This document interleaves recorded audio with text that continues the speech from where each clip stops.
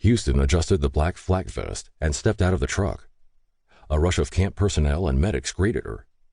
A team of their clandestine forces waited close by, playing their roles.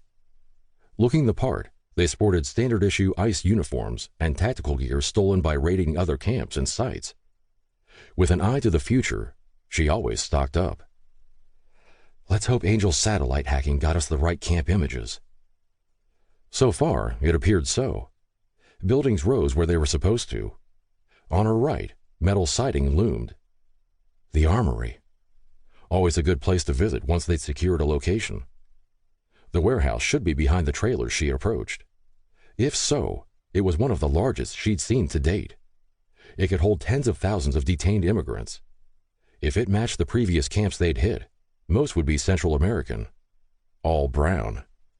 In Sweet's world, ICE passed by the Nordics with expired visas. That's how you put the ethnic before the cleansing. Medics and soldiers sprinted past her. She tightened, knowing that Lopez was taking great risks. They applied a latex covering to his stigmata. He'd broken out his old priestly robes and assumed the form of a cleric. Huddled with the others in the transport trucks, the camp guards would usher him into the warehouse as a prisoner. The plan was simple.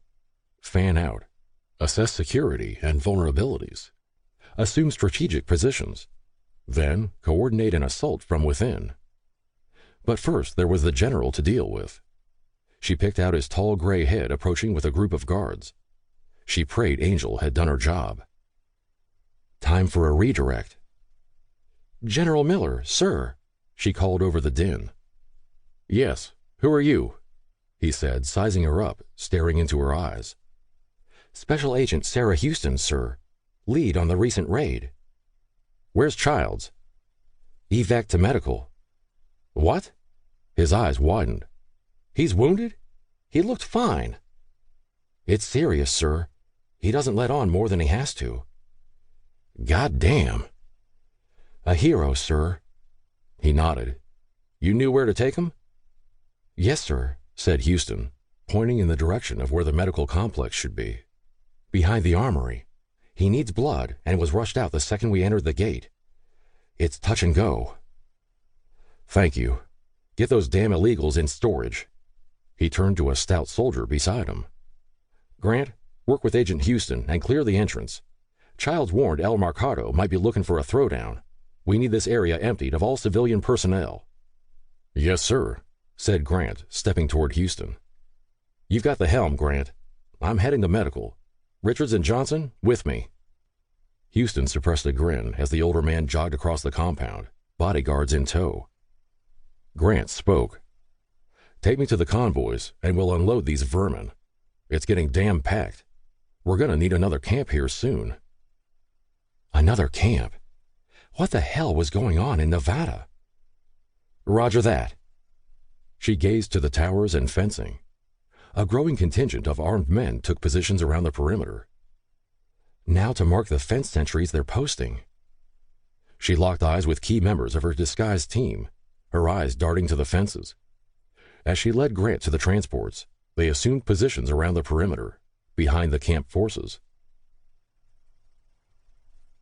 The guards shoved Lopez and the others through the warehouse doorway. He feigned a stumble, exaggerating his age and clumsiness. His hands gripped a bulky cross around his neck. Demonios! Es un sacerdote! Came a woman's voice.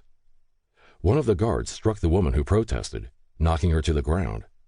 No one else spoke. Terrified, the groups from the convoy marched into the giant building.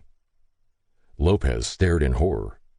It was beyond anything he had anticipated, even from the other camps he had liberated.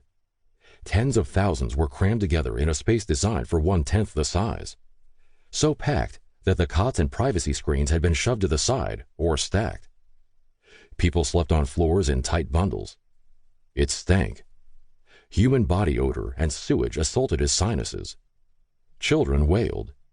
A persistent coughing signaled spreading infections. He made the sign of the cross over the masses. He'd hardly finished when a baton slapped across his back. A prod shoved him forward. The guards treated them like hardened terrorists, even the old and infirm. to keep listening to this audiobook. I've left you a link in the description so you can do it at no cost thanks to Audible's 30-day free trial.